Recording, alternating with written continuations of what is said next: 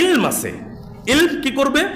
শিরক এবং তাওহীদ চিনতে সাহায্য করবে, সুন্নাত এবং বিদআত চিনতে সাহায্য করবে, ন্যায় এবং অন্যায়ের পার্থক্য চিনতে সাহায্য করবে, ফিতনা চিনতে সাহায্য করবে। আমার ইলম নাই, আমি তো ফিতনা চিনিই না, তাহলে ফিতনা তো আমাকে ধরে ফেলবে। এই যে আরবিতে একটা প্রবাদ বাক্য আছে, আল ইলমু নূরুন, জ্ঞান হলো আলো। আলোর কাজ যেমন পথ পরিষ্কার পরিচ্ছন্ন করে আপনাকে আমাকে দেখিয়ে দিয়ে সুন্দরভাবে চলতে সাহায্য করে, ঠিক তেমনিভাবে ইলম, জ্ঞান আমাদেরকে সাহায্য করে ভালো এবং মন্দ চিনে পার্থক্য বুঝে সঠিকটাকে গ্রহণ করে চলার জন্য। এই জন্য একজন আরব কবি বলছেন, আরফতু শারর লা লিশ-শাররি লাকিন লিতাওয়াক্কিহি, আমি অকল্যাণকে, পাপকে, মন্দকে জেনেছি অকল্যাণ করার জন্য নয়, পাপ করার জন্য নয়, মন্দ কাজটা করার জন্য নয়, বরং তা থেকে বাঁচার জন্য। কেন? ওয়ামান লা ইয়ারিফিশ শাররা মিনাল খায়রি ইয়াকা ফিহি, আর যে ব্যক্তি ভালো এবং মন্দ, কল্যাণ অকল্যাণের পার্থক্য করতে পারে না, সে তো ফিতনার মধ্যে পড়বেই, সে তো মন্দের মধ্যে পড়বেই, সে তো অকল্যাণ খারাপের মধ্যে পড়বেই। অর্থাৎ একজন ব্যক্তি যদি না জানে ভালো এবং মন্দের পার্থক্য, ফিতনা কোনটা বা তার জন্য উত্তম কল্যাণকর কাজ কোনটা, এটা যদি সে না জানে, এই জ্ঞানটা যদি না থাকে, তাহলে সে ফিতনার মধ্যে এমনি এমনি পড়ে যাবে।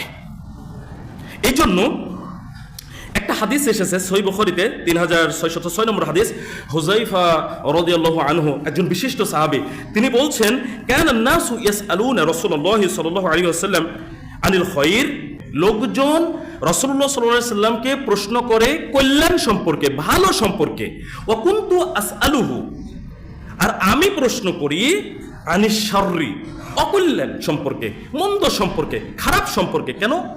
মাখাফাতা আন ইউদরিকানি, এই ভয়ে আমাকে যেন সেটা ধরে না বসে, সেই খারাপ, সেই অকল্যাণ, সেই মন্দ, সেটা যেন আমাকে ধরে না বসে। এই জন্য আমি সবসময় রাসূলুল্লাহ সাল্লাল্লাহু আলাইহি ওয়াসাল্লামের কাছে জিজ্ঞেস করি অকল্যাণ কোনটা, মন্দ কোনটা, পাপ কোনটা। তার মানে পাপ এবং মন্দ, অকল্যাণ বিষয়টা জানার মাধ্যমে সে ওখান থেকে বেঁচে থাকতে চায়। তাহলে জানতে হবে অকল্যাণ কোনটা, মন্দ কোনটা, খারাপ কোনটা, ফিতনা কোনটা, এটা আমাকে জানতে হবে। এটা যদি আমি না জানি, তাহলে আমি নিজেই ওটার মধ্যে পড়ে যাওয়ার সম্ভাবনা রয়েছে।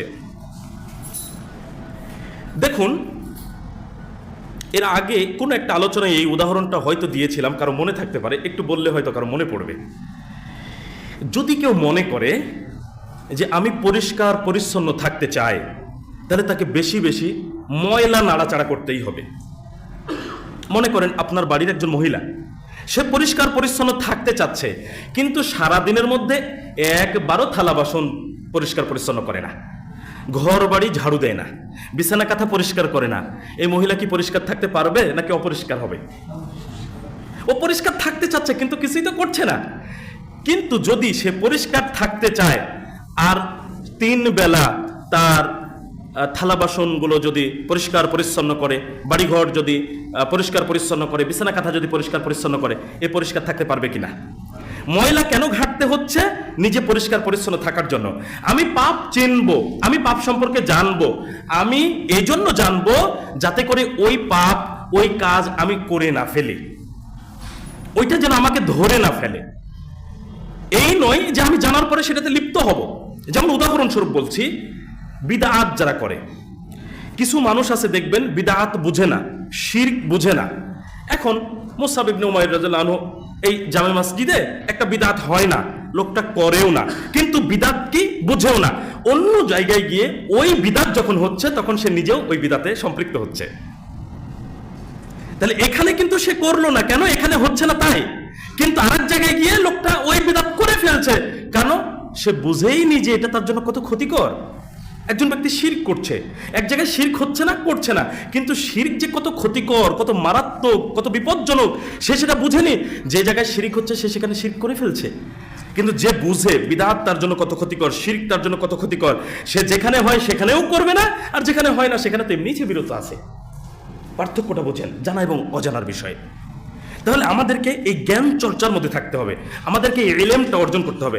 আমরা যদি এই ইলম এবং জ্ঞান চর্চার মধ্যে সময় ব্যয় করি, তাহলে আমাদের এখানে কিছু উপকারিতা আছে। 1, সময়ের সঠিক ব্যবহার। যদি জ্ঞান চর্চার মধ্যে থাকি, তাহলে আমি আমার যে অবসর সময়টা, সেটাকে আমি আমার প্রয়োজনে একটা ভালো কাজে ব্যয় করতে পারলাম।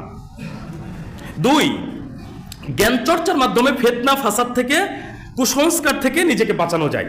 কেন? ফিতনা ফাসাদ যখন চিনবো, কুসংস্কার যখন চিনবো, তখন ওইটা আমাকে ধরতে পারবে না, আমি ওখান থেকে বিরত থাকতে পারবো, বাঁচতে পারবো। 3, আড্ডাবাজি, উদাসীনতা, অলসতা, দুনিয়াবি খেল তামাশা ইত্যাদি থেকে আমরা নিজেদেরকে বাঁচাতে পারি।